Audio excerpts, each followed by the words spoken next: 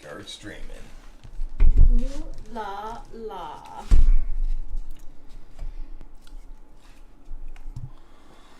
Hello, friends. Of course, miles to go before we sleep here. I'm talking with Finnish people. We've got so much to discuss. Just bursting with possibilities. Today, I'm going to be taking the VIA Adult Survey on Character test, and I invite you all to join me in doing so. VIAcharacter.org. But of course, I don't want to jump the gun. I know no one wants me to jump the gun. Let's not jump it. Let's pull some bowls first. Yeah. So, in answer to your question, did we get more weed? Yes, we did. And we got a special treat called Super Jack, which we're enjoying a great deal. It's a special sativa that deserves note in the pantheon of weeds. It does. I'm looking for my bong. It's got a special flavor, and that flavor is vinyl tubing plus passion fruit. Why it's super. Yeah. Passionate vinyl tubing fruit, it's called. The Passion of the Christ. What makes this drink special is that in addition to gin and vermouth, it has the Passion of the Christ. Can I have the poker, please? Yes, you may. Yes, the fires are still burning, to the best of my knowledge, although we can't really see. It's so smoky that we can't see what's going on except at night when you can see the fire on the hills. How was my day? I worked a lot today. I worked for over 4 hours, which is a lot of debate coaching for me in a given day these days anyway. But it's good. I can use the money, and I've been working a lot, and that's kind of nice. I haven't been getting any typings, so the regular work is a necessary necessary to fill in for, I basically have learned to not rely on typing because it kind of comes and goes. I wonder if you will get Y's on this test.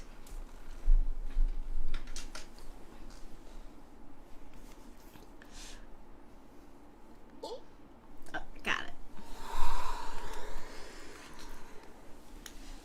Okay, so I'm going to start taking this test now.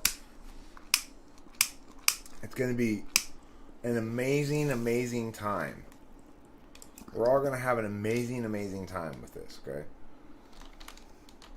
How amazing? Incredibly amazing.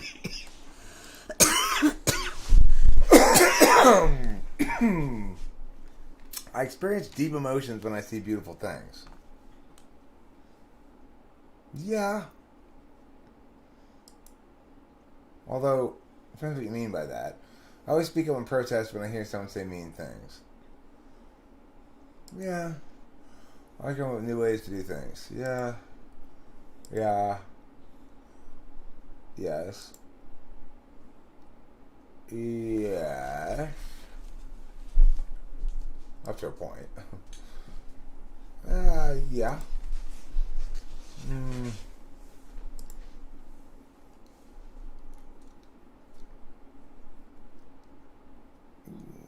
Neutral?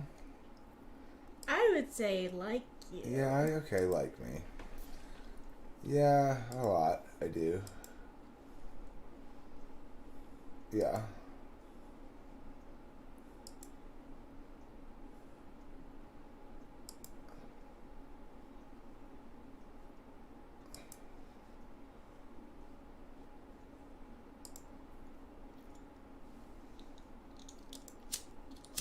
I never get sidetracked when I work. Oh, I wish. Others consider me the wise person. Yeah, I guess. Some people consider me to be... People... You have... Oh, sorry, excuse me. Oh, you go ahead. I don't mean to blow the smoke in your face. I think people in the chat have called you wise. Yeah. I always make careful choices. No. It's easy for me to stay disciplined. No. I always get along well with people I just met. I'm a spiritual person. It's important to me to respect decisions made by my group. Yeah. I have lots of energy. It's important to me that I live in a world of beauty. I guess kind of. It depends what you mean by beauty. I'm a brave person. Yeah. Yeah. Yeah. Yeah. Yeah. Yeah. Yeah.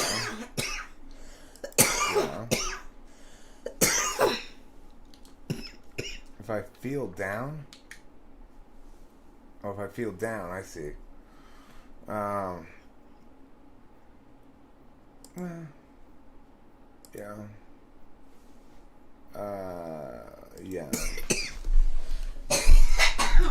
Yeah.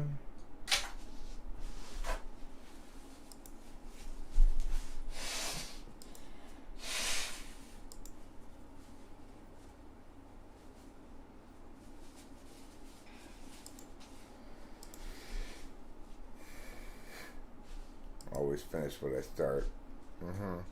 Always come to me for advice. Yeah. I'm a very careful person. I'm a highly disciplined person.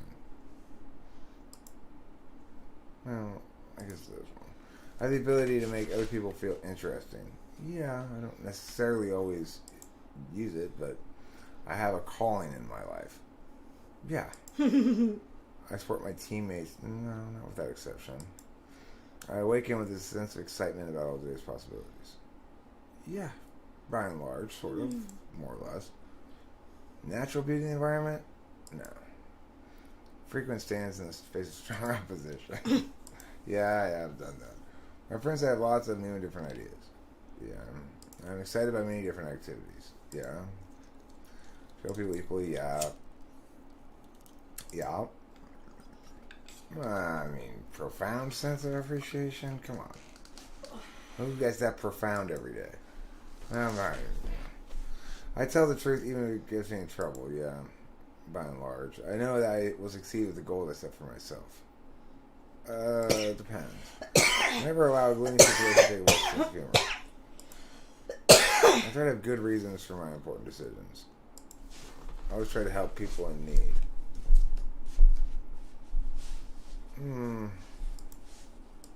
It's right in front of me, maybe. My friends always tell me I'm a strong but fair leader. I don't think they tell me that. Maybe they do.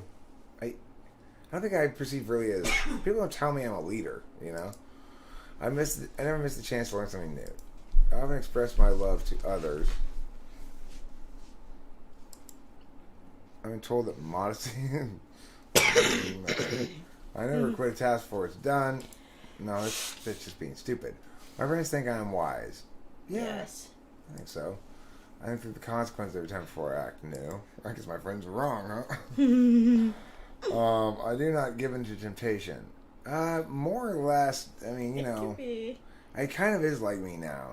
I mean, it depends what you mean by temptation, right? I put it like me. I'm good at sensing what other people are feeling. Ooh. I don't know what I answered for I do not give in to temptation. This is a tough one.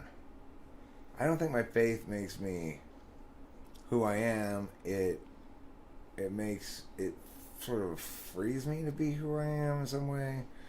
I don't like this question. I work at my very best when I'm a group member. Not really. I'm genuinely excited to start each day. Yeah, usually. I see beauty with that other people pass by without noticing. No. Yeah. I never hesitate to publicly express an unpopular opinion. Yeah. Original thinker, yes. Curious about the world. You do read it every day. Yeah. I treat everyone the same, yes. I believe it is best to forgive and forget. I believe it's best to forgive and rectify problems with the That's It's what a I narrative. put neutral too. It's ones that I still haven't count my blessings. Not, but yeah, like maybe Me not really too. count them. I but do that. Yeah. my promises can count, be trusted. Yeah, but only because I've become better at not making promises. You're. I put unlike me. But unlike you. Yeah.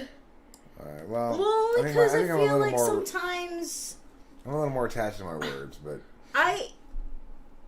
Well, I don't mean. But see, like it's like what's important to me, I guess. I mean, the thing is, I don't know, there's hold a back. big difference about words about the future, which are promises, predictions, and words about permanent statuses, Yeah. or words about the past, right? Because inherently, you can't guarantee anything about the future because you might die in 1 second.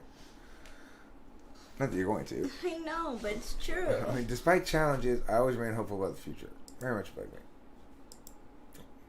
Make a decision and let the facts decide. It depends on the decision. I enjoy doing small favors for friends. Sort of. People usually turn to me to lead a group. I love to learn new things. Yes, but I don't pursue... The kind of thing I contradicted myself because of an earlier question, but it's not a contradiction. I can express know. love to someone else. Yes. I was humble about the good things that have happened to me. Yeah, that's neutral. It's good because sometimes yes, sometimes no. I finish things despite obstacles in the way. Sometimes. Yeah. Yeah, sometimes. Yeah. If it's gonna get finished, I'll go over the obstacles. Mhm. It's not obstacles that dissuade me from finishing. Even things. if you see it as an obstacle, some things you don't see as an obstacle. Depends on what it is to you.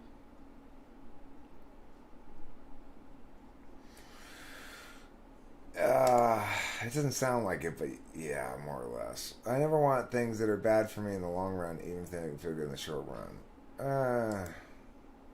I guess unlike me. I picked that too, so I always know what to say to make people feel good. that's true too for us. My beliefs make my life important. Not. That's how I feel too. I really enjoy being part of a group. Yeah. Full of zest. Isn't that a funny word? I'm pretty sure no one's ever actually described me as full of zest, but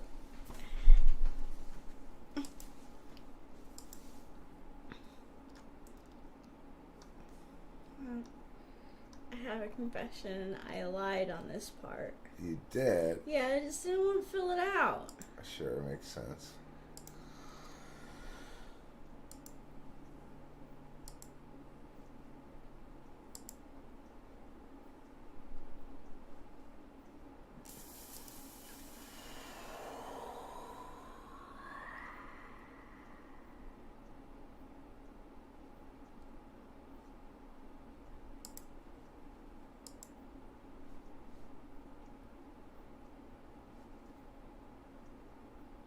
I should have prefer not to answer here. I know, right?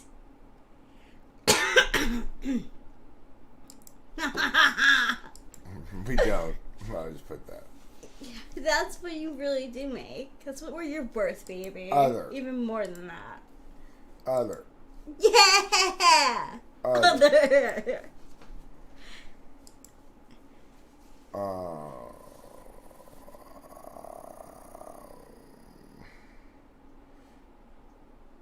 Where's my girlfriend? I know, Are you a right? colleague? I guess so. They don't even have a I guess friend. you're a colleague. I guess being my lady makes you my colleague. I guess in this terms, yeah. In these terms. Ooh. Creativity, fairness, love, humor, curiosity. We have a lot of the same traits, just in different order. Mm-hmm. I have... This is N-E, T-I, F-E. This is not S-I though, right? And this is No. not N-I. I got that. Wisdom might be. I got curiosity for my number 1. But I do think it's interesting that okay, so maybe curiosity does equal what they call curiosity is NI. Yeah, because they were like, you like to question stuff. So you should have gotten curiosity as number 1. I did. Love is number 2. I did. Fairness is number 3. I didn't get fairness at all, actually. Huh. Yeah. You wanna humor? I got as 3, I think. Okay. 4, I got creativity, and 5, I got. Oh my gosh.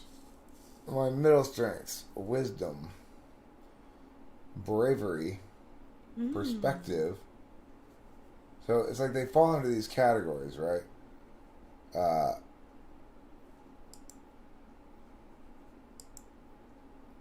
Valuing close relations with others. Humor. I don't like to tease. Taking interest in ongoing experience for its own sake, finding subjects and topics fascinating, exploring and discovery. Judgment is wisdom. Thinking things through and examining them from all sides, not jumping to conclusions. Oh, gratitude. I got gratitude. Bravery. Perspective. Being able to provide wise counsel to others. Having ways to look at the world that make sense to oneself and others. Mastering new skills, body knowledge. Zest. Approaching life with excitement and energy. Honesty. I got honesty at number 11 too. Interesting. Yeah. Gratitude. Being aware and thankful for the good things, taking time to express thanks. Hope. That's just basically optimism. Forgiveness, which is kind of just a generally mistake tolerance friendly frame. Kindness. Spirituality. Leadership. Appreciation of beauty and excellence. See, I would put that higher. Like, this is my interpretation basically of NI. I'd kind of put it where this is, I think. But I didn't get anything close to aesthetic stuff Oh, for interesting. mine. Yeah. Well, you probably interpreted their word of beauty as meaning something other than what I interpreted it to mean. My lesser strengths. In other words, my weaknesses. Why don't they just call them my weaknesses? Why call them my lesser strengths? Because they're trying to be the most optimal positive you can get. Prudence, self-regulation, That's me too. teamwork, humility, and, of course, my weakest of all. Mine is too. Perseverance. We have very similar answers. Interesting. Yeah. Hey, Jude. Okay. Yeah. Yeah, I got appreciating beauty and excellence at 16. Where did I have it? 18? About the same place. Yeah. Zandy, you are single now? Winston's mom's already trying to set you up, Zandy. It doesn't take but one day for her to just be like, all right, let me scope out the meat. Let's do meat inventory. It's what Winston's mom calls meat inventory. I'm gonna link in the chat what we just took. It's free. If a lot of people love each other, the world would be a better place to live in. Tommy Wiseau. That's an odd one to choose.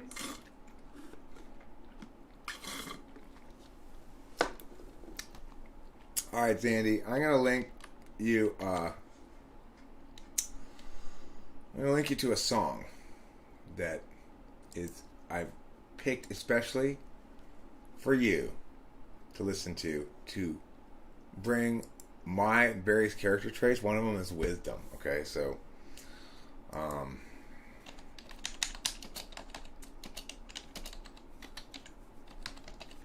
that's why I'm going to share with you this link to a song that is by somebody named some girl, and it's gonna really resonate with you emotionally, okay? Everyone's welcome to go ahead and listen to that.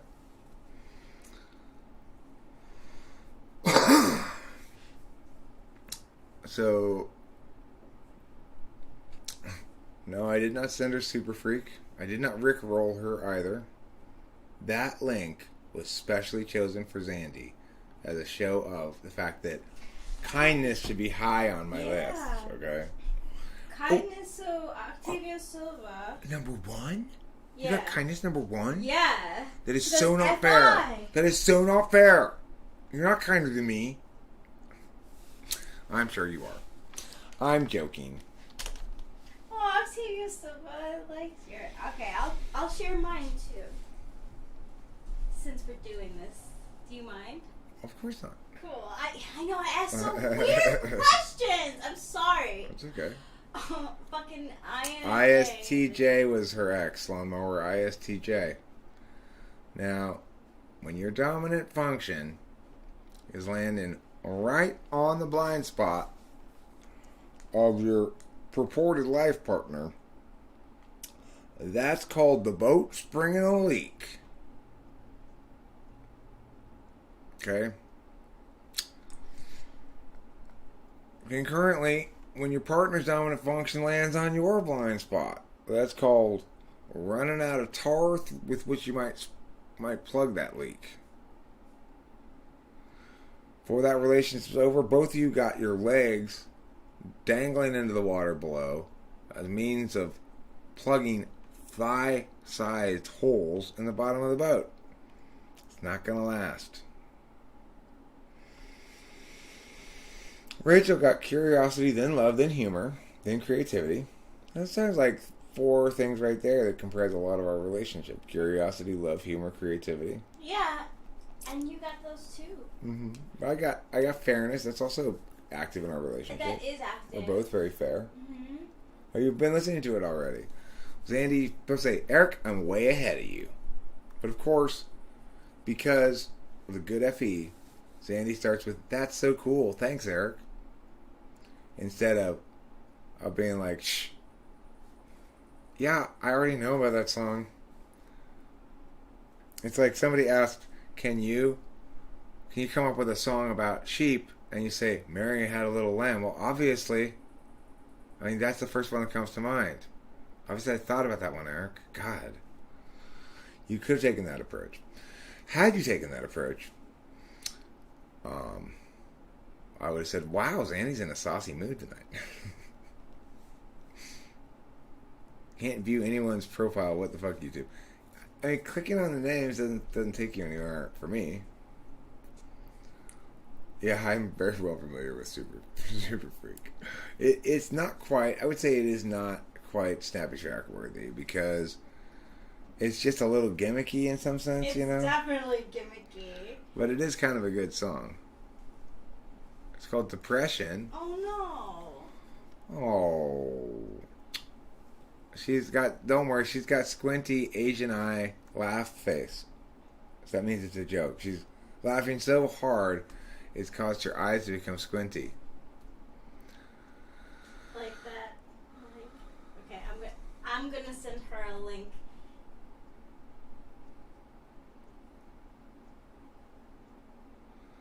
Oh, Jack, I heard someone playing a song from the Dave Matthews Band today. He said the song's lyrics are played at a different beat than the rhythm they sing the lyrics. I mean, I don't know what that means, but it sounds like the sort of garbage conceptual idea that Dave Matthews would come up with.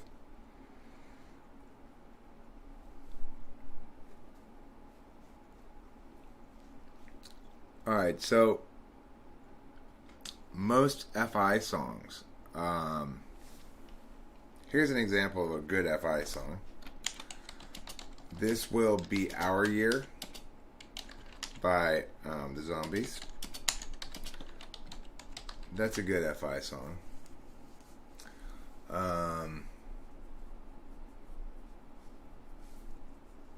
ESTJ.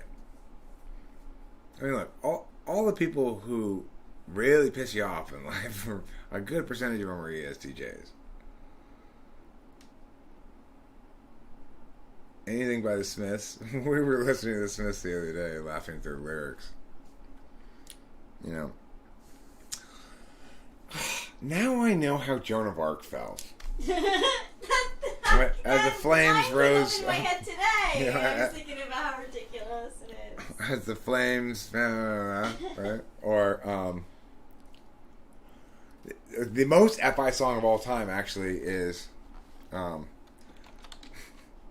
please, please, please, please let me get what I want. That is the most hilariously FI song ever. It is such a teenage girl complaining.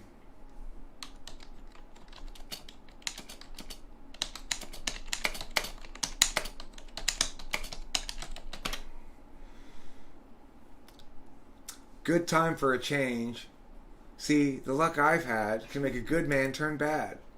So please, please, please, let me get what I want this time. I haven't had a dream in a long time. See, the life I've had can make a good man bad.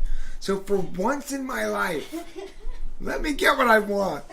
Lord knows it will be the first time. I mean, what a complaining little bitch. Right? Yeah. Such a complaining little guy there. Also, what a totally not an FI song? Girlfriend in a Coma. Oh my gosh. It is very clear that Morrissey does not give a damn about his girlfriend in a coma in that song. Baby, bye-bye. Yeah. Girlfriend in a coma, I know, it's serious.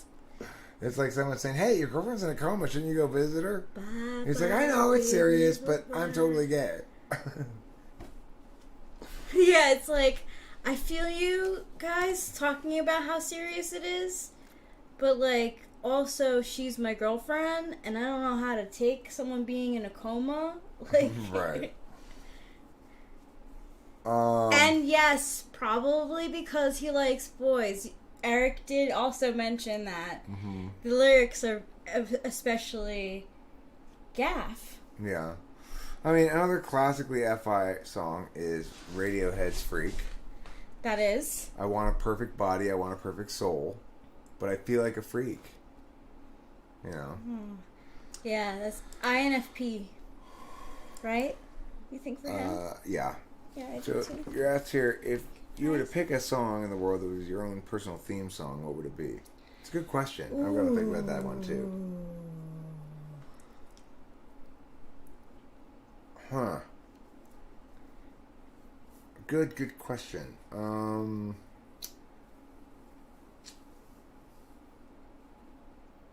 own theme song. I've thought about this actually before. The Underdog by Spoon. Yeah. It's a good one to pick. I'm not sure I'm familiar with it, but Thanks. okay, well, true, Lawnmower. Maybe his girlfriend was just unbearable. That's possible. Yo, Otaku Ranter. So,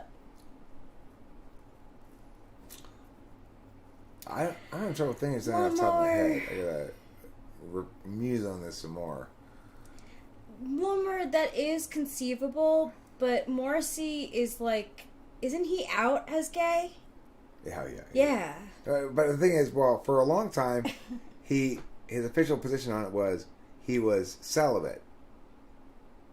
That he was neither gay nor straight, but just didn't have sex with people. But he's as gay as a pride parade on May Day in the gayest month in the town of Gaiety, with the mayor and all the city council of Gaydom gaying it up all around them. This song keeps coming to my mind too.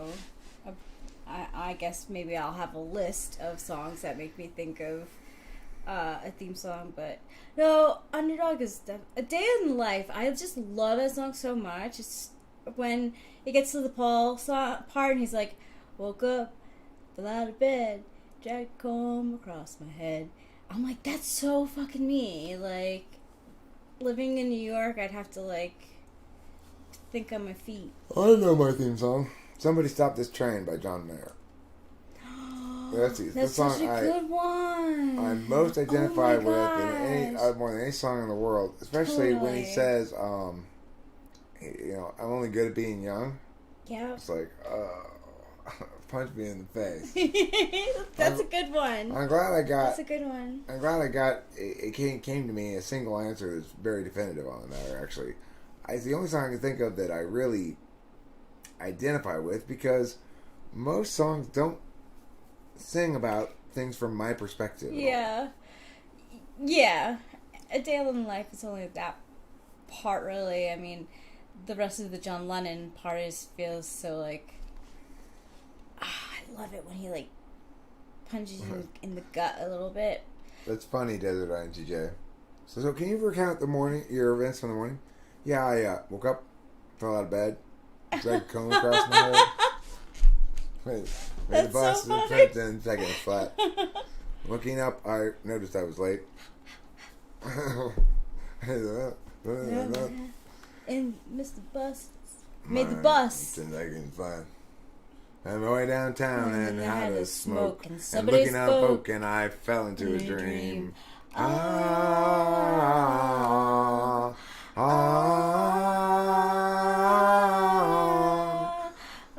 That's a great joke, Desert INTJ. That would be a great joke.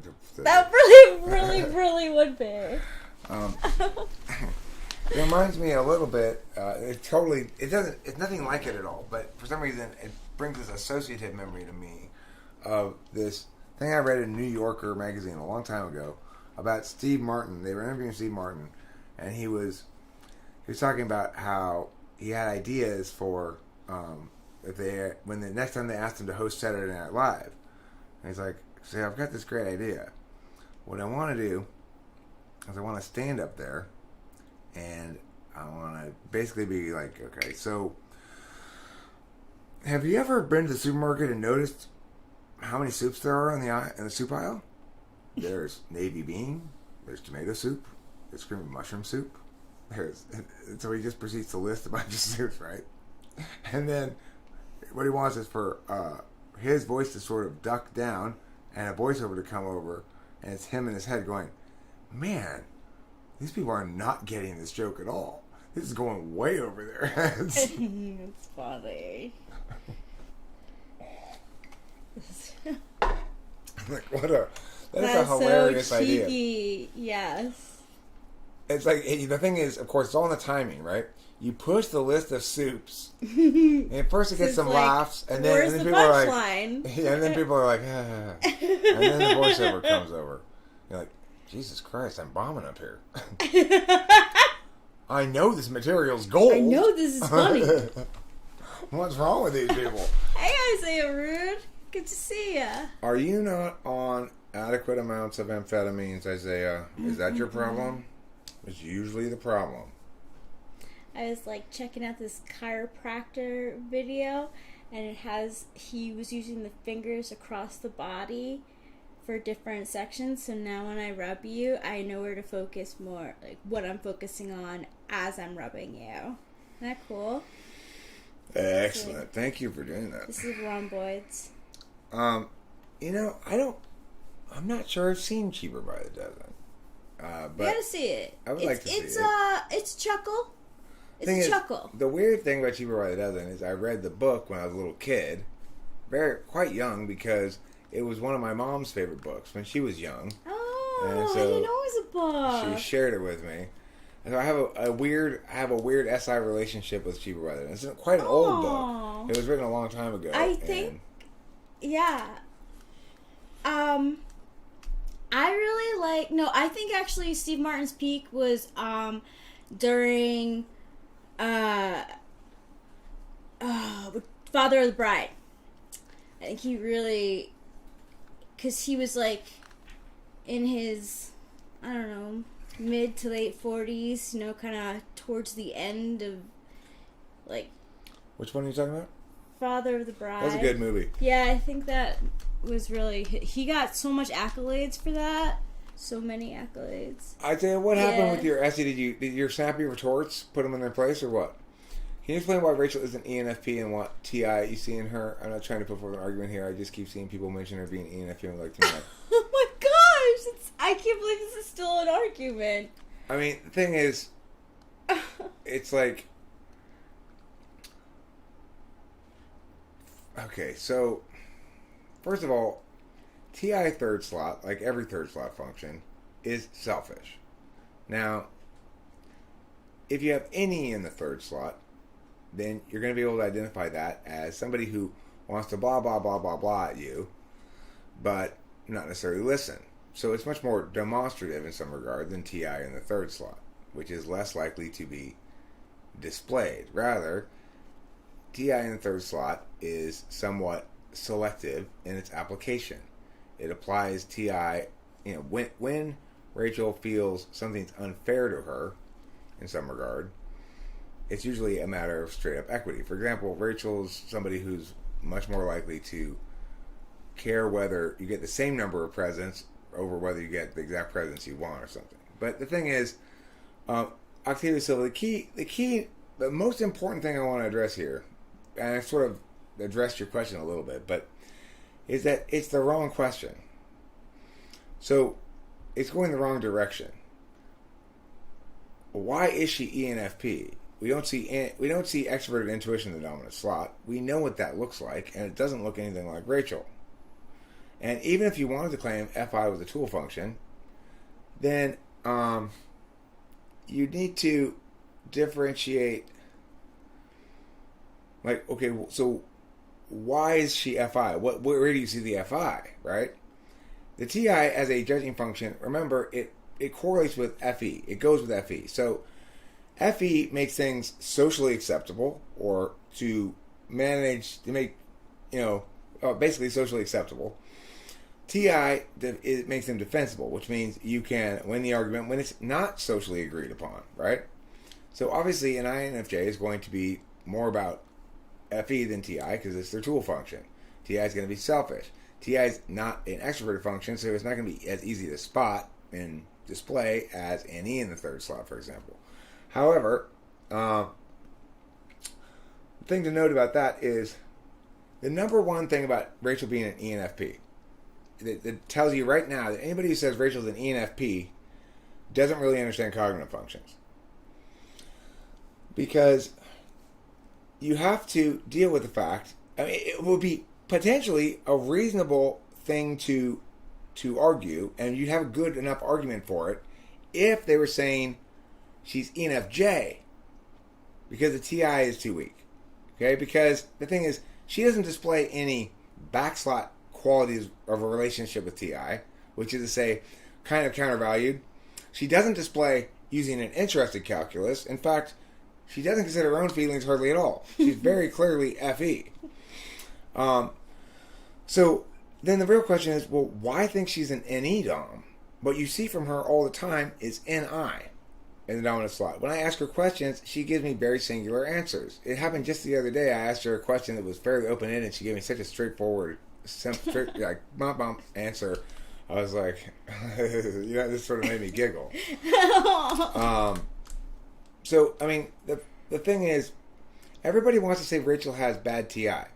And they're basing this on one typing video I made of her a long time ago, or they're conflating TI with their perceptions of whether she seems smart, and they don't think she seems smart or something.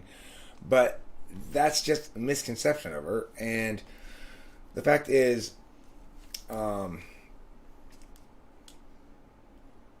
it's like, if you think Rachel's an ENFP, you don't understand cognitive functions because you have to ignore the fact that she's obviously not extroverted intuition dominant, and that she quite obviously is not SI on the front stack.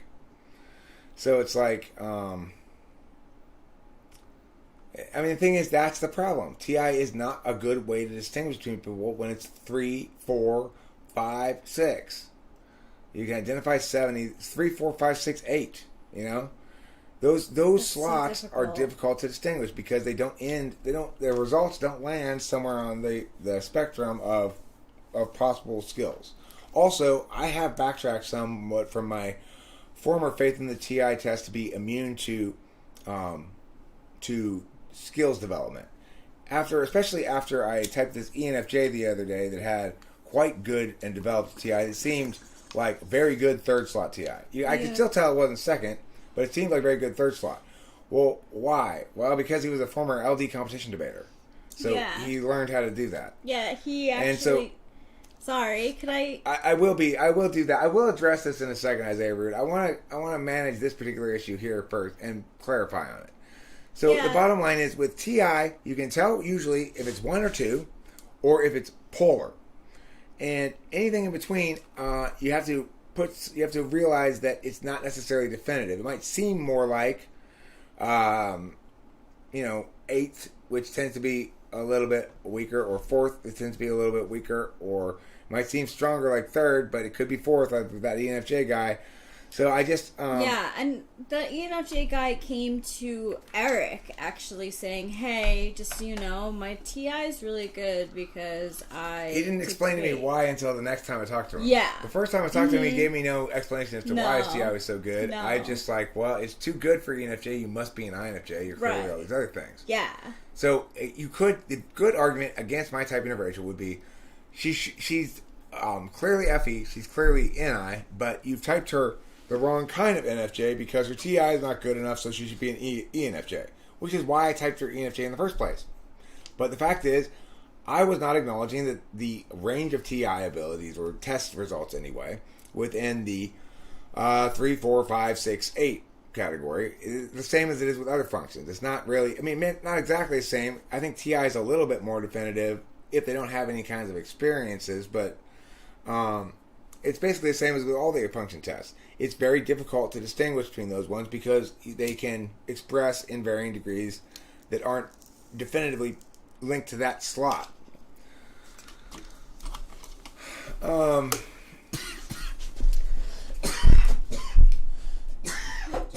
Sure.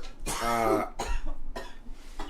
can't contradict myself without her calling me on it. That's for sure. Cozy kitty. She almost never contradicts herself. She doesn't make an interest in calculus, which is to say, she's more concerned about the statuses of things and what's correct than she is about her own impacts or interests. Yeah. She typically interprets everything through the same frame I interpret everything, which produces lots of humorous results, which is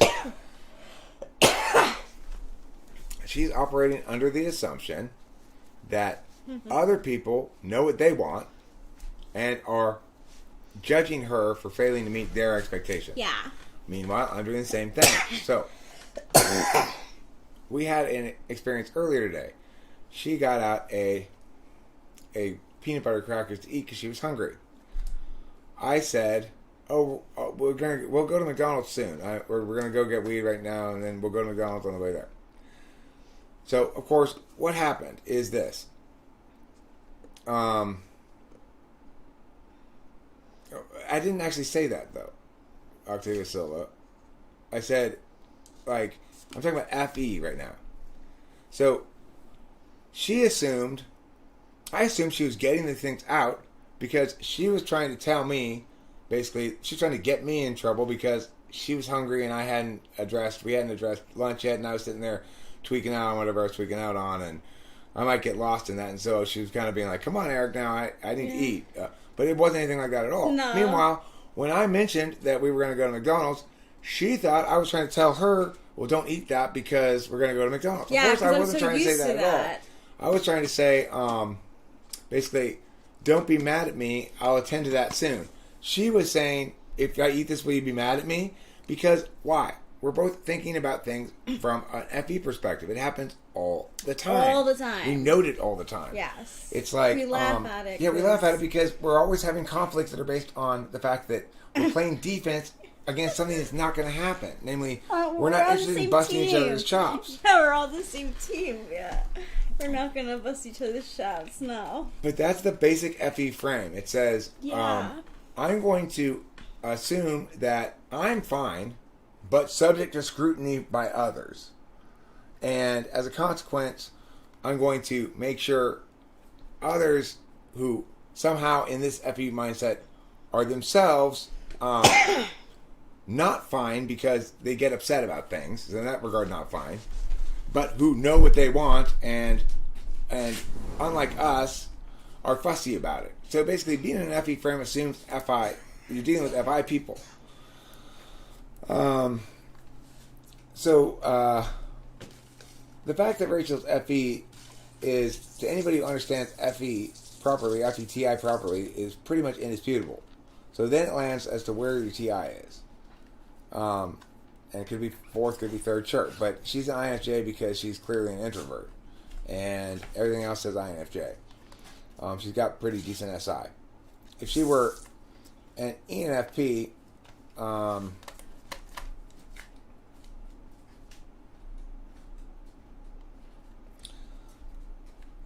mean, look, you can evaluate it like this as to whether she's an ENFP. But just think about this for a second. Why is it that I talk so much more as an NEDOM than she does? If she were an ENFP, wouldn't it be more equal? Like, wouldn't she be talking a lot too? Even if we accept that FI is less talkative than TI for some reason. But here's the important thing to remember, Octavia Silva. What we want to do is not make the case that she's not ENFP, but show why it's impossible to make the case that she is ENFP. Because what people who want to say she's an ENFP are going to do is they're going to try to make us prove the negative. But instead, they need to show why we ought to prefer ENFP. So it's like, if you want to say Rachel's an ENFP, what you're going to argue is like this. You're going to say, I'm going to ignore the fact that she's NIDOM, obviously. I'm going to ignore the fact that she's FE, obviously. I'm going to find some aspect of the typing that seems inconsistent with the type description, and then say, but it seems more consistent with ENFP, and say, well, she must be ENFP. But the thing is, that's not, you don't type people by building an affirmative case, you type people by negating all the wrong cases. So, the reason we know she's an NFJ for sure is because none of the other possible types besides ENFJ and INFJ can, they all have a deal killer, right? They all have well, it can't be that. So there's something in, like, we know she's not an ENTJ because her SI is too good. And she displays no TE frame at all. So we know she's not an ENTJ. And now we're down to 15 possibilities. You don't go the other direction. If you do go the other direction, you end up with it becoming arbitrary. In other words, I've got a pile of reasons why she's ENFP. I've got a pile of reasons why she's INFJ. None of them are definitive. Nothing eliminates anything. And, well, in my system, you're an ENFP. In my system, you're an INFJ. And you're just playing butthole tickle, I don't want to play butthole tickle, right? Like, the thing is, for people who want to play butthole tickle, then they're going to try to avoid the fact that the proper way to type people is to eliminate the wrong options and try to say that you can build a case and create a right option by comparing against some sort of type description or even something more specifically cognitive function than that. No, because everything, it's basically like any negative thing. You've got to pass legitimacy first, then the case can be determined. Butthole tickle indeed. Right, second slot FE is more like being unable to not play the social game while anyone around. So much so that for both Rachel and I, we have trouble sleeping in the same bed because, especially at the beginning of the night, I can hear Rachel being, when Rachel's comfortable and relaxed and sleeping, she's snoring softly and making normal sleeping noises. When Rachel is being aware of the fact that I am going to hear her moving around and making noises at night. She's dead silent, as though she were sleeping the sleep of the dead, right? Until I roll over, at which point she feels liberated to roll over because she knows it's not going to bother me. I shit you not. That's the kind of ridiculousness we endure, both of us hyper aware that this is going on. Yeah. Until I go, fuck it, I'm going outside. Aww. Except because some nights we're both so tired That's why it doesn't happen like that. I just want him to get Taylor. sleep. Hi Taylor, nice to see you. You will, I'm sure, play Butthole Tickle, but regardless, don't Bring your type, wagon don't here. make the wrong kind of approach to typing somebody. Yeah. Regardless. That's why I went to Eric, because I was finding inconsistencies with the tests online, and I was like, well, I pay experts for astrology, I might as well pay an expert for typing. And at the time, ENFJ, like, stuck with me more than any other type. Also, I should point out that $100 is an incredibly good deal for a boyfriend. It is. Usually boyfriends cost at least twice that. And for 30, I paid 140 for the trip over here. Oh yeah. Well, I don't think that was part of the purchase price. That was more like state fees and taxes. Let me go up and because you're sleeping with an FI person, Taylor, for one thing. So it takes two to have that FE clusterfuck occur.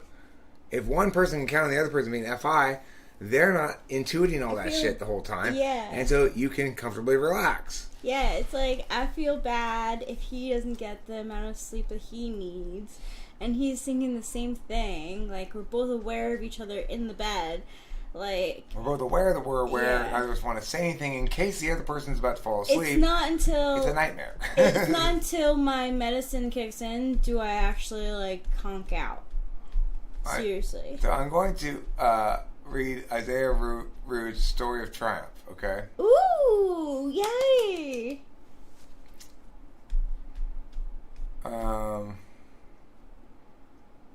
They said, hey, play us a song on the guitar at a certain point. Wait, let me see if I missed the beginning of this. Oh, I see. Yeah, S.C. Jones tried fucking with me the other day and quickly regretted playing that game with me.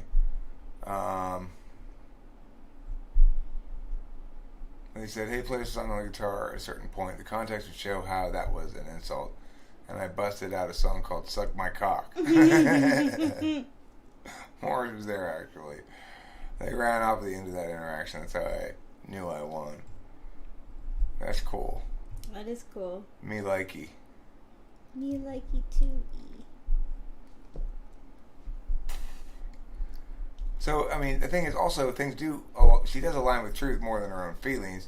She's not really concerned about her own feelings about things. It's rare that she feels as though her feelings are interfering with her perceptions about a piece of media, for example. Occasionally, I might have that experience with some things that I'm attached to on SI level that aren't actually that good, but rarely. And I think Rachel probably even more rarely than I. Yeah. Of course, that's SI more than FI I'm talking about, but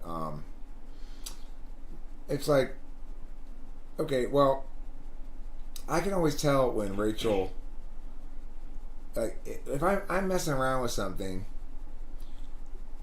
Rachel will note if it sounds good, and she won't note, will remain silent, and or sort of not address things I say if she doesn't think it sounds that good. And she probably her feelings would say she would like to side with me, but she can't get away from the NI truth of the matter. And the fact is, of course, for both of us, neither of us want her to side with me. We want her to side with the truth of the matter. Because I'm trying to get it actually good, not just have smoke blowed up my ass, you know? No, it turns out that I scored #1 big winner on that test. I checked. Turns out mine's the best way to be on it. Yeah. It orders your priorities basically. And interestingly, It does. the way it ordered my priorities look a lot like NETIFE, although SI isn't really so much. Of course, SI is not really a priority for me, so that makes sense.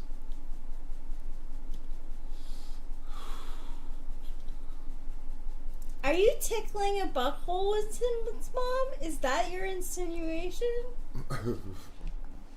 Are you No, she's insinuating pointing. She's pointing to where the butthole tickling booth is. that? Who's into an ISFP She's chick? a dragon for the butthole tickling. She's a dragon lady for the butthole tickling. Who's into an ISFP chick? Who is into that? Who are you talking I about? think it was. Who are you talking about there, Isaiah? I think it was something about ESTP, ISFP relationship Oh, flow yeah. state. What about it? Well, see, Ray, that's who he's talking about. Taylor is going out with an ISFP. Mm-hmm. Not a terrible, like, it's not contrary relations, but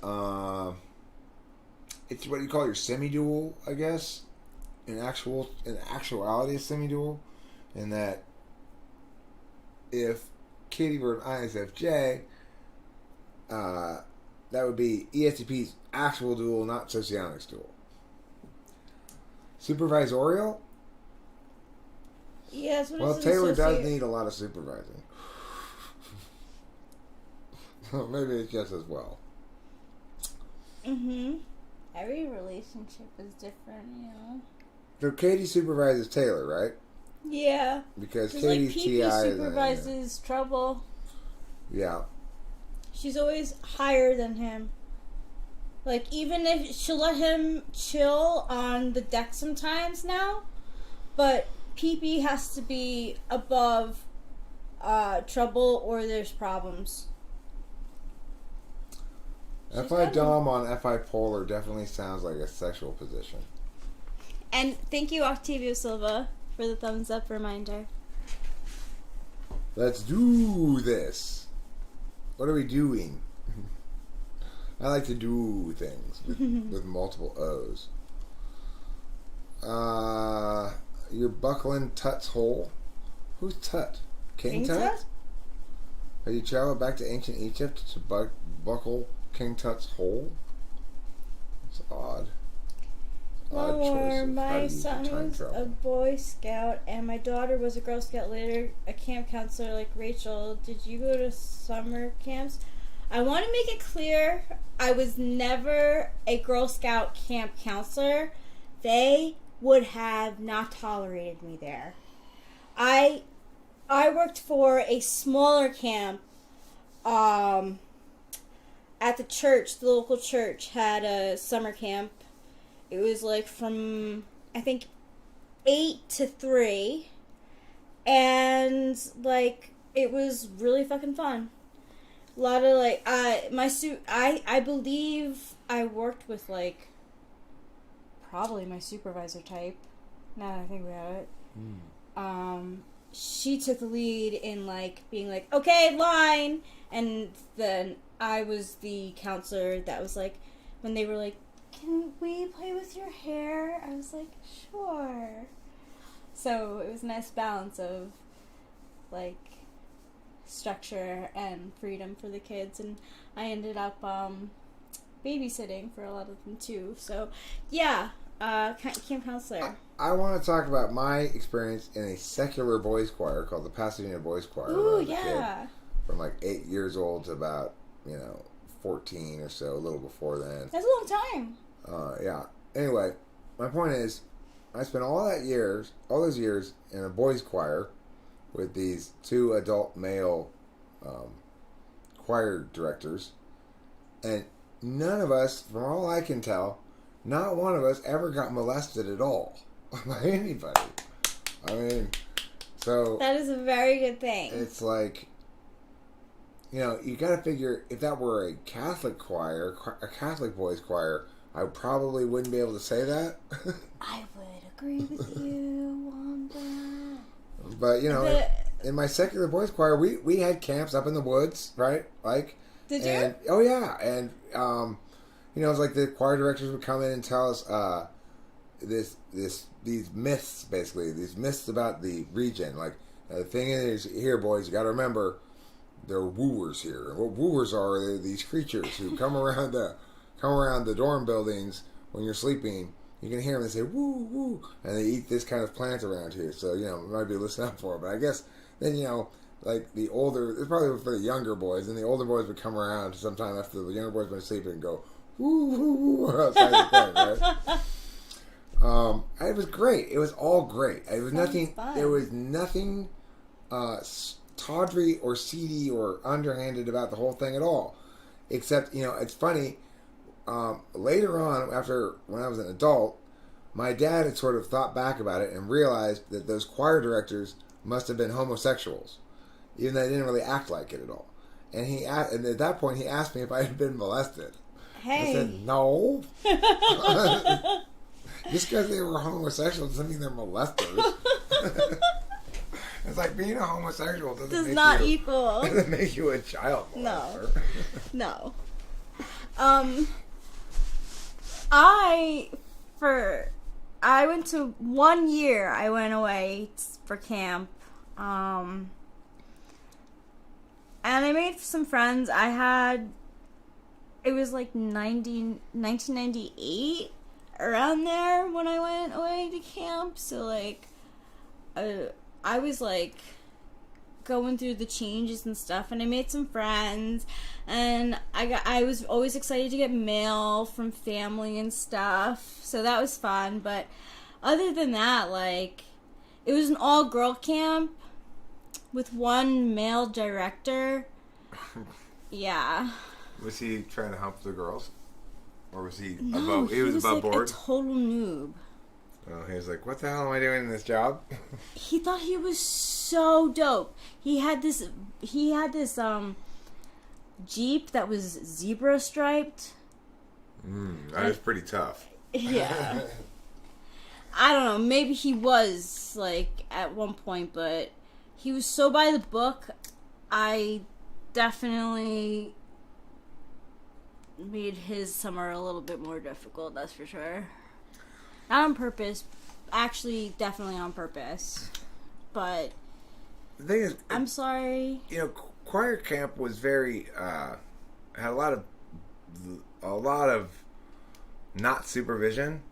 So it's like That's fun. I got injured in choir on a couple of occasions. They required me to go to the doctor and get stitches and stuff. Wow. Well, because choir camp, you know, we had a lot of the one that was up in Big Bear at this lake, not at Big Bear Lake, but at another little lake near Big Bear that was kind of a private thing or whatever. Ooh. That camp was, I mean, it was awesome. We had all this run of nature, and in between practice and stuff, we'd go play war out in the woods, and like I had to go to the hospital up there one time because somebody threw a stick at me and it hit me right here. Ooh. And it gouged out. Wait, the thing is, it's like head wounds bleed a lot. So it didn't really hurt that much, but I was just like gushing blood down my face. And so they're like, oh, God damn it, we got to take you to the doctor. I did. And another occasion, I also had an equivalently large cut on my chin from another choir-related horsing around activity. Oh, that's and so I had fun. to get stitches. That's like what I was looking for in a camp, but like mine was so reserved. I remember having fun at like campfires, learning the songs, like camp songs and stuff, but like it was all girl camp was way boring. Weren't you going to do something a little bit ago? Was I? Maybe I was. What was I going to do? Maybe we should eat some food or something? Are you hungry? I'm kind of hungry. I'm kind of hungry. I could start the barbecue. Sure.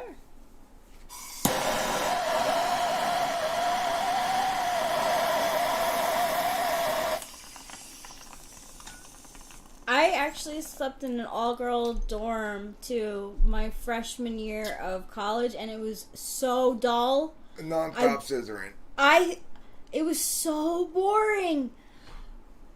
Pennsylvania, when you're from New York and you go to Pennsylvania and everyone's so polite and quiet and like you're a 7 in like I think a 9 state, like it was so funny. It was just like, I don't know, I was always a girl who had boys as friends too. Like I had girlfriends and I had like boys that we would make like scripts and stuff with and like just goof around, and like Halloween we would do the shaving cream and stuff, and then like I had my girlfriends to show me how to dress and, you know, flirt with boys. One thing I wanted to mention that Octavia Silva made me think about is the fact that we watched Spinal Tap today. And it made me think about some of the funniest scenes and specific scenes that are like the funniest scenes I've seen in movies. One of them is the scene in Spinal Tap where Oh my god. Nigel is complaining about the bread being too small and having to fold the meat and put it on there. I laughed so hard during that scene. So funny. So funny. Yes, I am a 7. It is an interesting combo, and I think that's why a lot of people think that I'm extroverted in the traditional sense, like that MBTI sense, but it's because I'm a 7 Enneagram. So, I went to Kutztown University in Pennsylvania. It's actually very close to where Eric's dad grew up in Pennsylvania. And on Sundays, it was so quiet. I mean, you could hear literally like everything.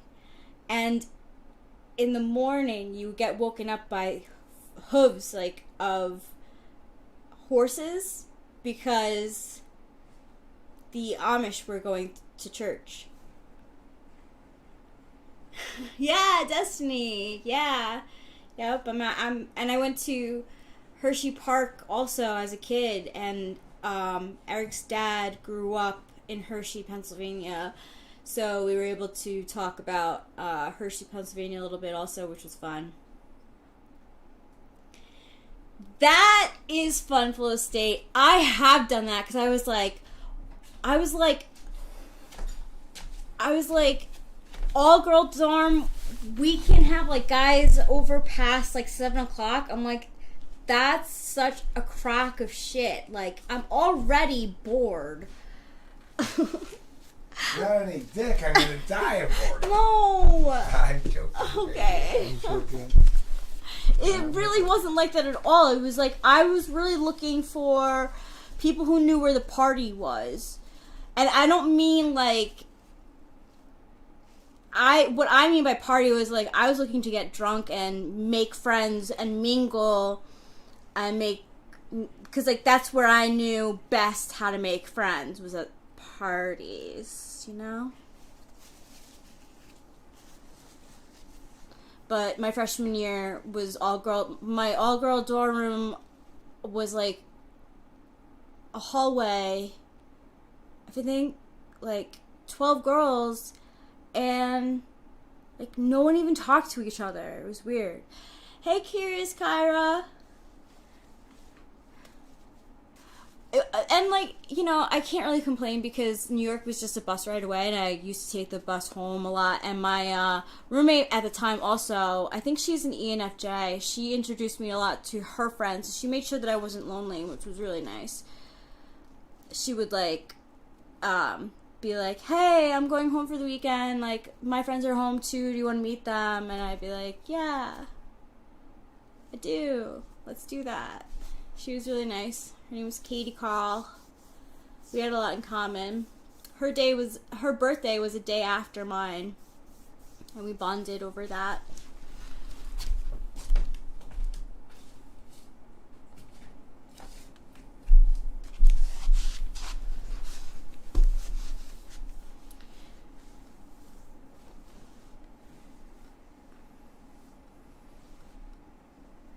Curious Kyra, how's your piano practicing going? Have you felt inspired at all?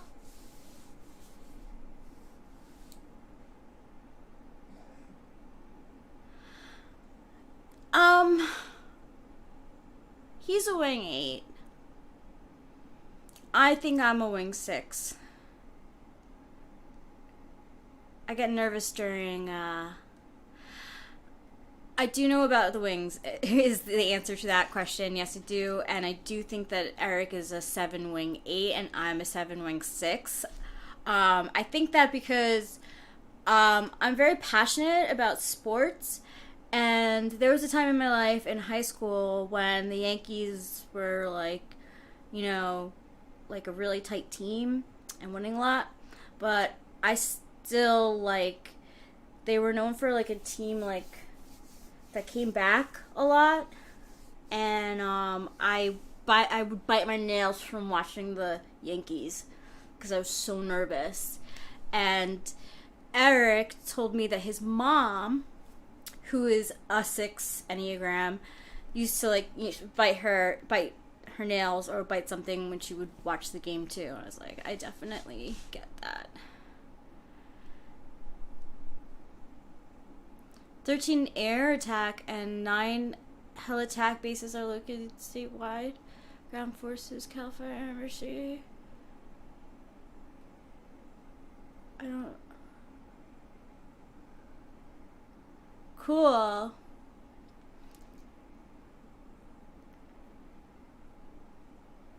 Do you record yourself, Curious Kyra, when you make your music?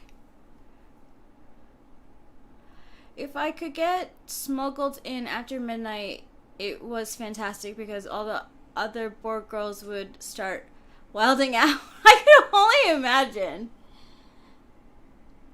I snuck a boyfriend in. And I was like, he's my boyfriend. Like, I don't give a fuck. Like, if I get, like, a check mark and I can't go out the weekend after. Like, he didn't get caught. I snuck him in and I snuck him out. But, it was a stupid rule.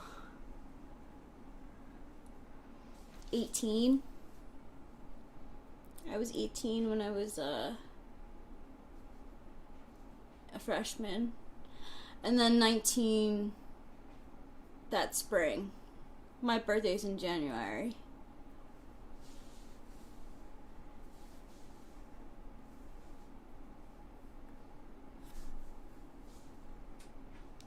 Pregnancy scares are scary. No fun whatsoever.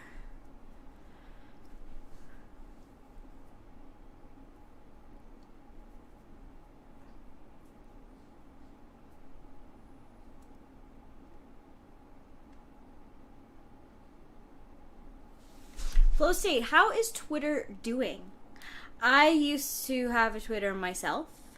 I got rid of it in like 2015 because like I used to be like overloaded with social media stuff. So I was like, cut things out that I don't really use, and Twitter was one of them. I got a little starter, but I need to warm up a bit, and then I'll put some. Chicken on the grill.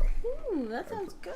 Or if we have chicken. If we don't have chicken, then I'll put those sausages on. Yeah, those sausages are so good. I'm not sure we do have chicken, actually.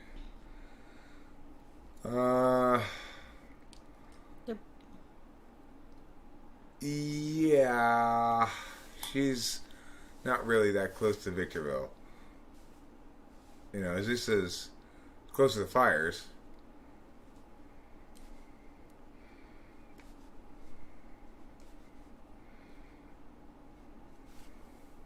No, Victorville is up next to Hesperia and Apple Valley. It's called the High Desert. The High Desert is, there are two parts of the High Desert. Palmdale, Lancaster half of the High Desert, that's like the desert that's outside of the western edge of LA. And then there's the Apple Valley, Victorville, Hesperia part, which is the high desert outside of the eastern edge of LA. They both represent the ecosystems on the other side of the mountains. The only one that's actually high desert, though, is the Apple Valley Hesperia one. Palmdale and Lancaster are really low desert. But it's all called the high desert. Because you can get behind the mountains from Victorville all the way down to Palmdale, Lancaster without going through the mountains. So it's considered kind of like the same region, I guess.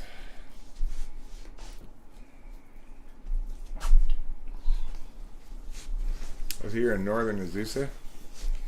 Are you getting a lot of fire action? Oh, that's cool. What's QAnoning? Anonymous questions. Because, like, that's what Twitter's usually known for. It's like people will at a celebrity and be like, I love you! And then sometimes, because, like, if you at anyone, it connects them to their Twitter and they can instantly, like, see it. So, you can answer short questions. They have a whole skit, actually, of, like, celebrities reading Twitter questions about them. So funny. So funny. It, like, really brings, like, celebrities, like, humbleness, like...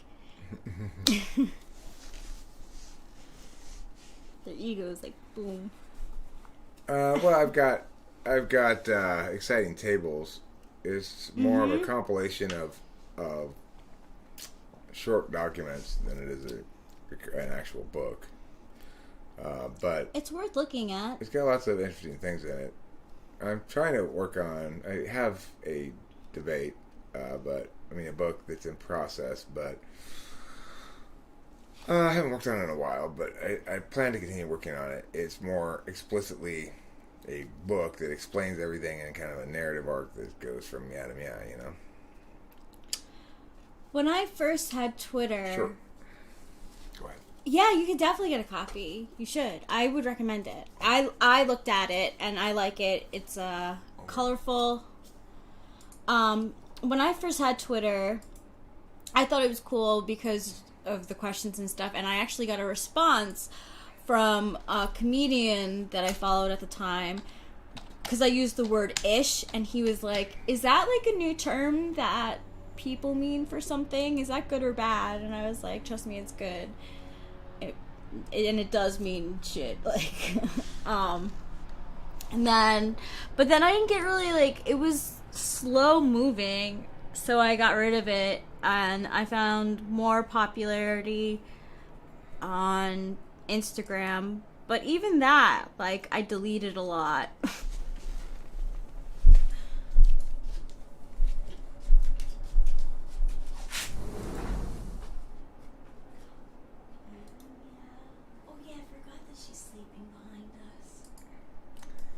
Please, please, please, let me get what I want.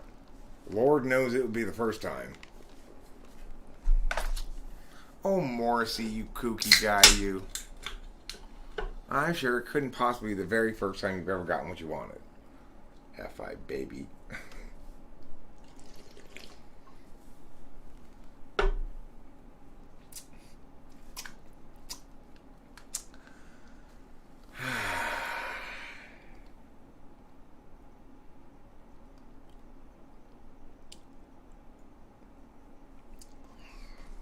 What's I don't know what I'm gonna ask.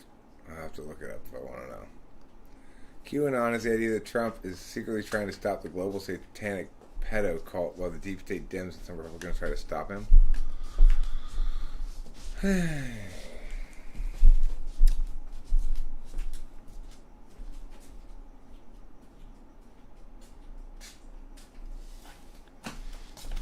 I might.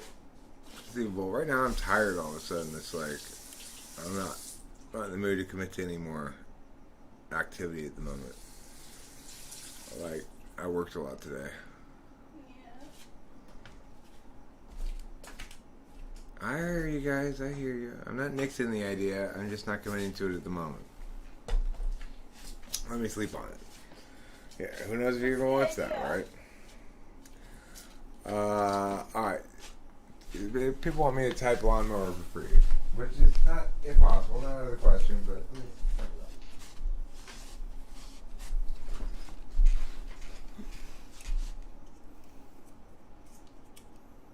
I have a confession. I watch Trump at rallies and try to make the wind blow his hair off.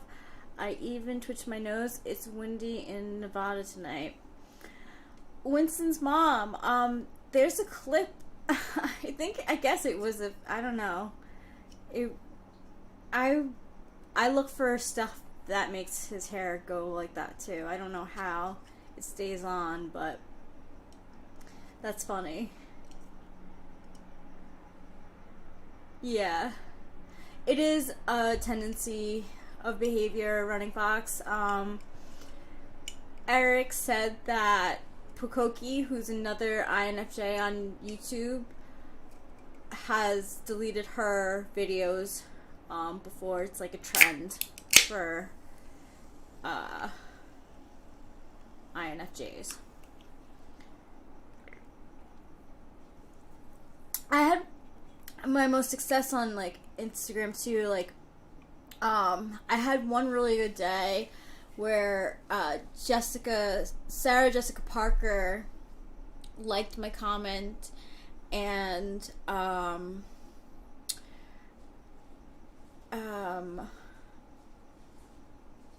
yeah, that was fun. Yeah, and Ronnie Fox, you change your icon often too, which is another INFJ thing. In fact, Frank James used to have a different tag name than Frank James. It used to be something else, but he even has changed his stuff. INFJs are known for being a little bit Oh, the pee. I don't know, for deleting their stuff. Aww, so kitty. It makes the meow.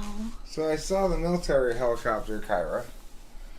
When I was out there, I agree. It's either a military helicopter or potentially a fire-moving helicopter, which might be a repurposed military helicopter. I'm not sure, but it was flying alongside the mountains here. I'm hungry. The thing's cooking. Rachel, would you mind doing something for me? What's that? Could you get me an Uncrustable? Oh, sure. I'm suddenly feeling weak with starvation. Do you want one or two? Just one, because I got chicken on the grill. Okay. It's going to take a while, though. Oh.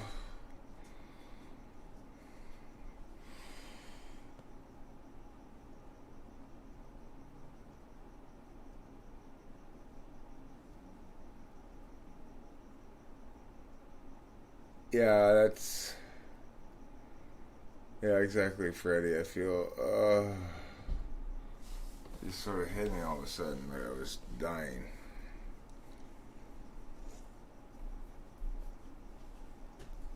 Oh,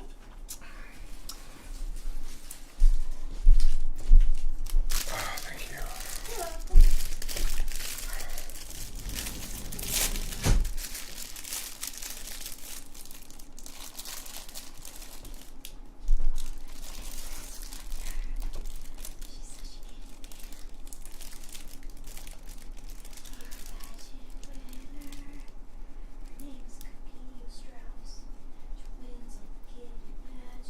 Yeah, the big helicopter too.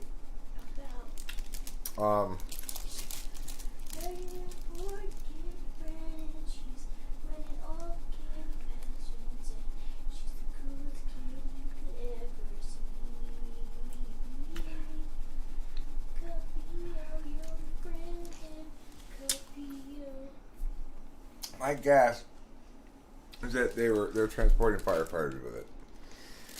But I mean, I actually haven't gone out and looked to see if the fire is so blazing up on the mountains or not.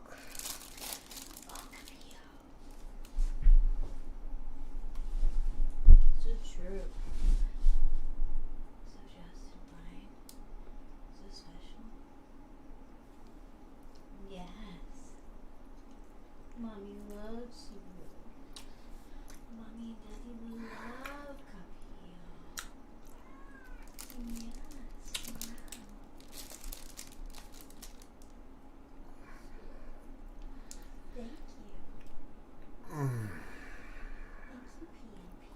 It makes me feel a little bit better, a little bit more human.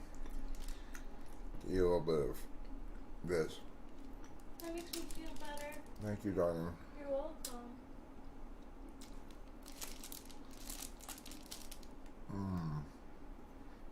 I like Uncrustables a lot. Me too. I'm glad you do just as much as I do. Listen,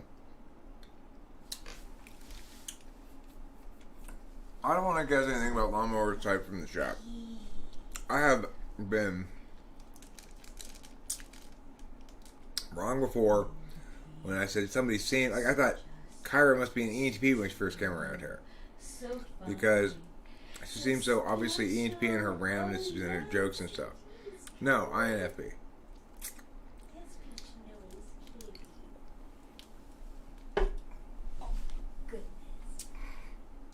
So I'm very hesitant to type people from chat. It seems to backfire on me when I do. I second that.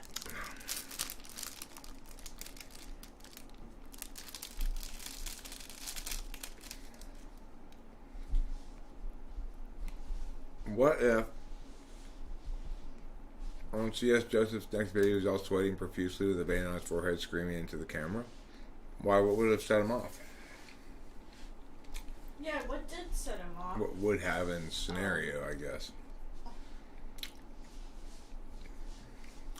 Did it actually happen? No. Oh. She's just positing, she's posing this hypothetical. Could be anything. I mean,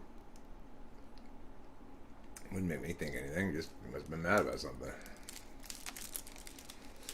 I get mad about stuff sometimes and yell about stuff on the internet.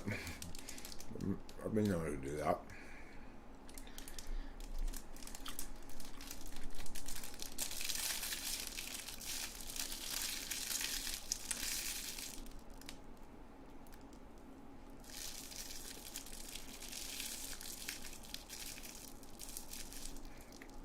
Oh, I see. No, you're right, Octavia Silva. But, I mean, okay, so what I've done for lawnmower is probably not an any dong.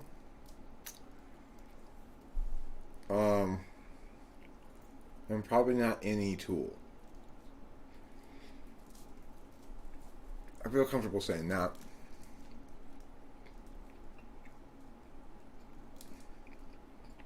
Which really is saying a lot. By saying little. And that really says something. Words of wisdom. Yes. I'd like to read a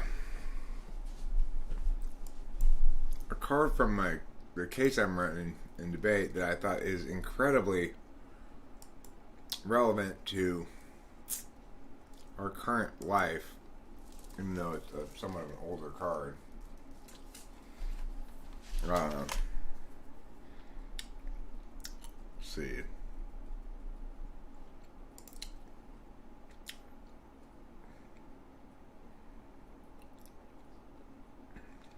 So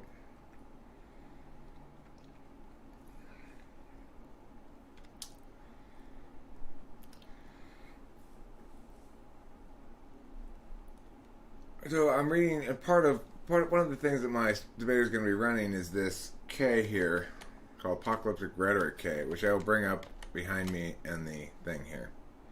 I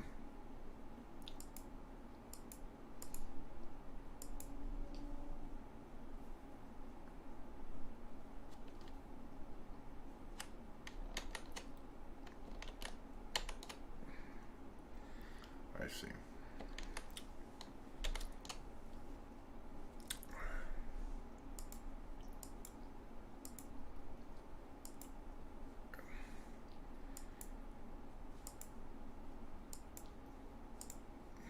Okay, let's do a new window capture. Window Capture 5, the greatest window capture. Alright, so this is Window Capture 5, also known as the greatest window capture. For reasons I'm not clear on yet. I'm not sure why it's called that, but let me see if I can meow the meow here, which is to say, what? Huh? Yeah, right. Exactly, 100%. There, reset, right. Okay. So this is part of the apocalyptic rhetoric, okay?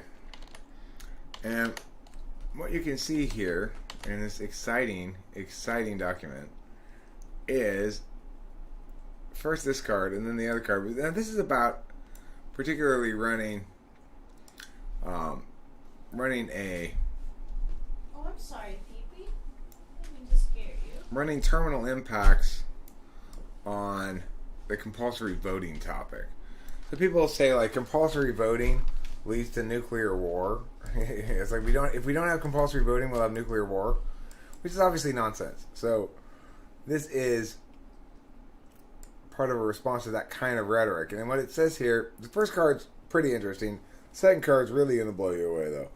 Anyway, it says, apocalyptic rhetoric represents a mediating frame in global discourse. This frame may stifle individual and collective agency due to persistent placement of events as catastrophic, inevitable, and outside of control.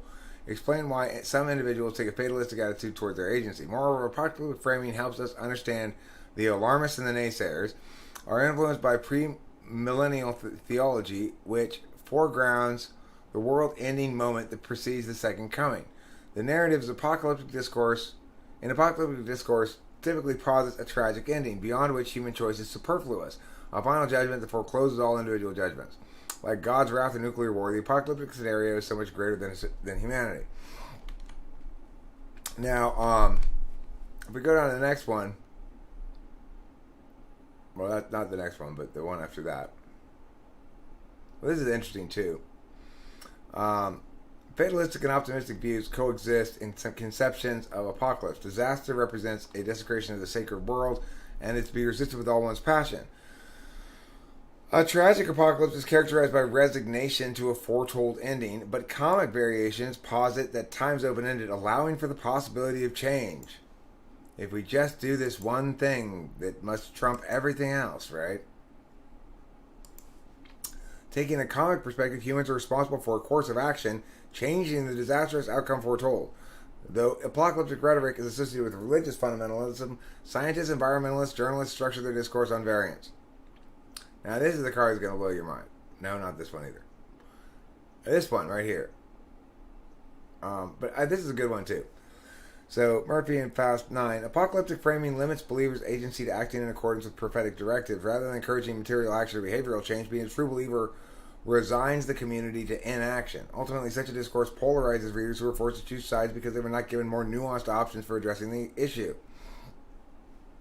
The polarizing structure promotes drawing sharp moral distinctions to divide audiences into heroes against villains or believers against non-believers. This is the card, though, that I was really talking about. Security develops a mindset of emergency that destroys democracy. Trombetta 8. Security brings with it a specific logic or rationality. Security is about survival, urgency, and emergency. It allows exceptional measures, the breaking of otherwise binding rules, governing by decrees rather than by democratic decisions, and implies a decisionist attitude, which emphasizes the importance of reactive emergency measures. This mindset, once activated, is not open to negotiation. Once an issue is securitized, the logic of security necessarily follows. The logic of security is the logic of war. This suggests an extreme form of antagonism. So, the point is, this thing written in 2008 about the dangers of securitizing language and apocalyptic talk, and this whole block here, is, COVID is what happens from ignoring this shit. They've totalized the thing so that it's everything else falls by the wayside. Everything is set. Otherwise, binding rules that are broken. Exceptional measures left and right. It implies a decisionist attitude, which emphasizes the importance of reactive emergency measures.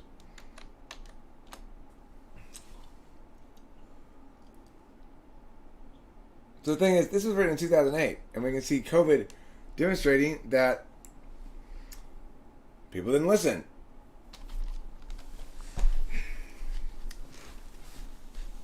It's good stuff, right? Interesting stuff. Sure.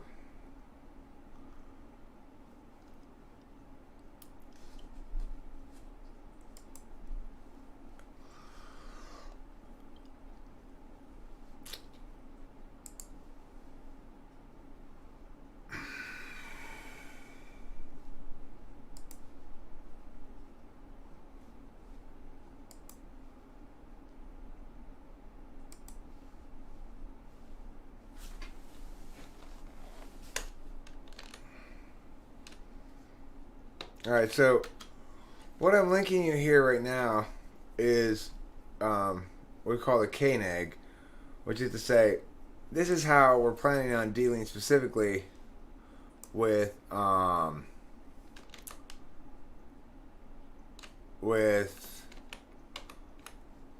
and counterplans. So, to clarify, the resolution here in this LD topic is that in a democracy, voting ought to be compulsory. Okay, that's the resolution. So this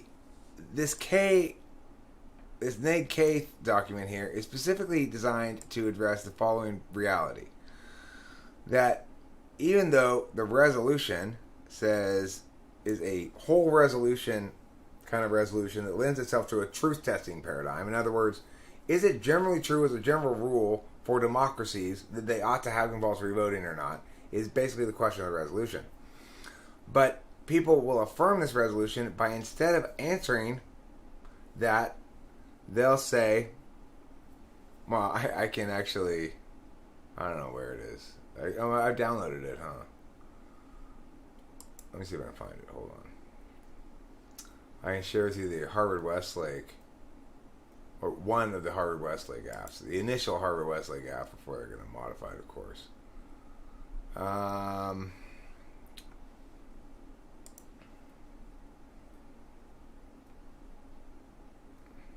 Yeah, here it is. Let me share with you guys this. This is kind of funny. I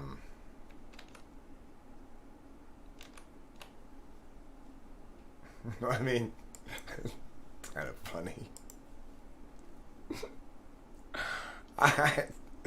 I'm pretty sure, actually, to be perfectly honest, that funny is not an adjective many people would use to describe the Harvard Westlake app that I'm about to share with you.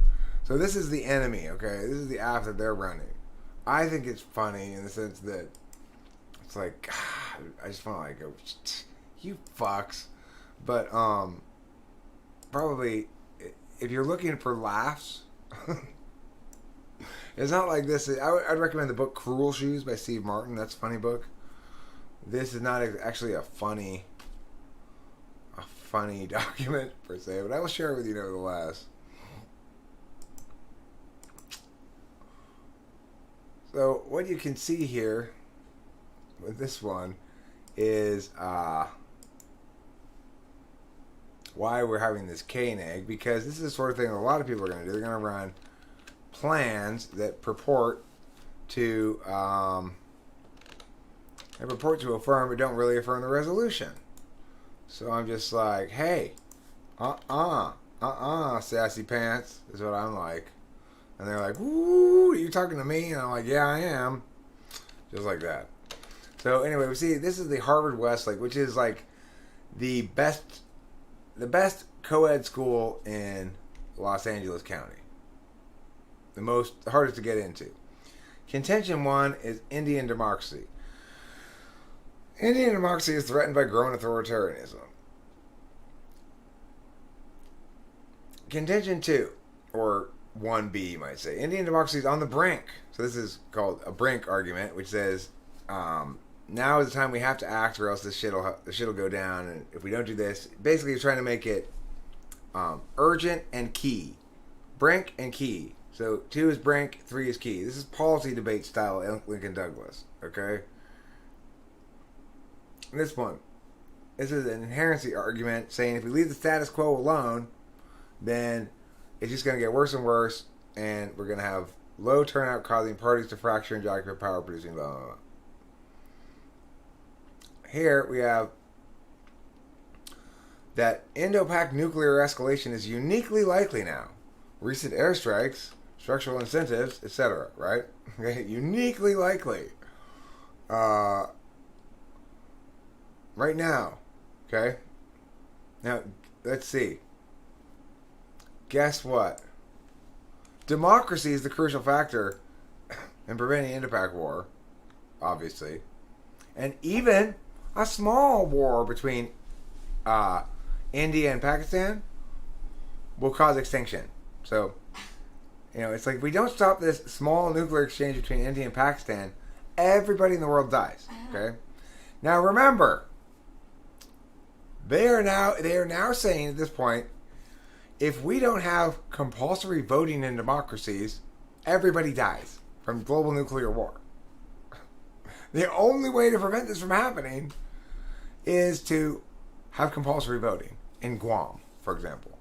So they're saying we should affirm that democracies in general ought to have compulsory voting. For example, that Guam ought to have compulsory voting.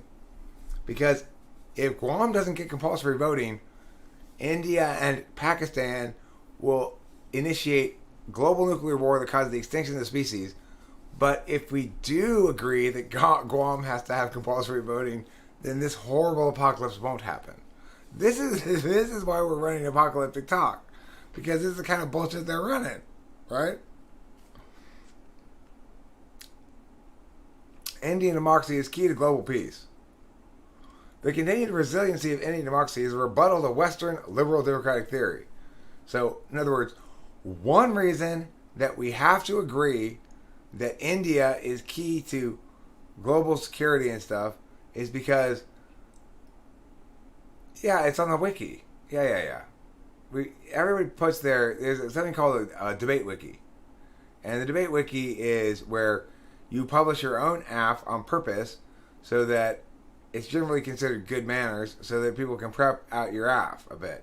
Now you show up with a somewhat different AF. They left out some key things. There's no reason why they have to run the same AF in the next tournament, but this goes up basically shortly before they enter a tournament. Most people put it on the wiki because if they don't put it on the wiki, then they got to flash it over during the round. They don't typically put it up very long before the tournament starts, right? But let's say you don't put it on the wiki. Then you go into the round, and then the guy reads this case. Then we have to wait while he puts it on a flash drive, and so it's like, it's on the wiki. They probably won't run the same case next time, is the bottom line. So, and this is one of the differences between high school and middle school debate as well, is that there's a lot more transparency kind of stuff involved. So, because basically the debate communities are the mindset that you shouldn't be able to win by surprising your opponent with original arguments, which is kind of silly, right? That it should be able to prep out whatever it is you're going to run at least somewhat, and it's more enforced in policy debate than it is in LD, but it depends. Like this is the thing. If you're running policy style cases, it doesn't matter, because the main difference between policy and LD debate is that in policy debate, there's a basic presumption that all arguments are equal, that it doesn't matter what the rhetorical slope of the argument is. That I can claim a ridiculous link like affirming that as a general rule, democracies ought to have compulsory voting is the only and critically important we do now thing to stop global nuclear war. Right? It's ridiculous. Obviously, compulsory voting, if in fact India and Pakistan are so on the brink of global nuclear war, of initiating global nuclear war, is compulsory voting going to stop that? I mean, really? No, obviously not. So that's policy debate for you, though. It's silly, right? You don't have to have any link to common sense as long as you substantiate it right.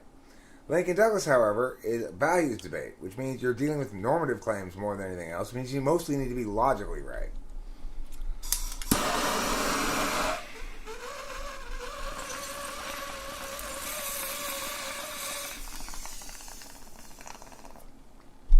Let me go flip the chicken. Cool.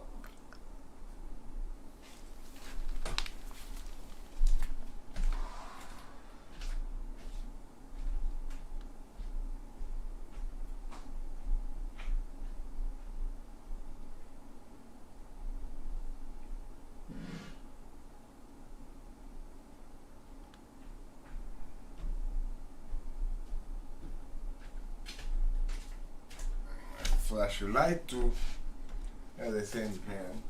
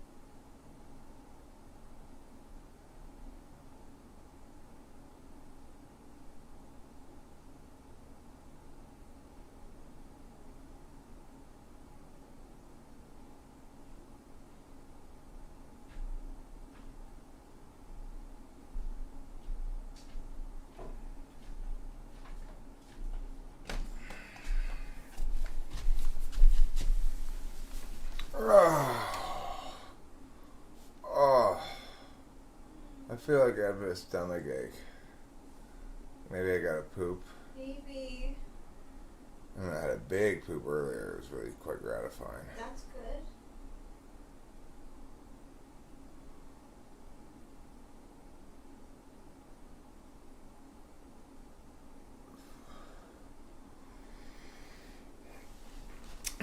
You know, Alaskan king crab is quite expensive. If you want to have a full meal of Alaskan king crab, it's going to cost you a chunk of change.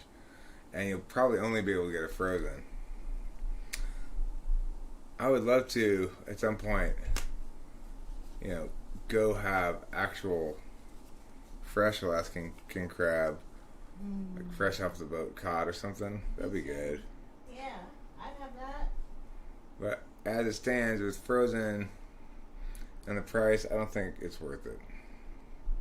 I'd rather get lobster. It's not as expensive actually, or about the same, and it's better. I agree with you. Okay, I'm gonna end this stream next. My stomach's hurting. Okay. Okay, goodbye everybody.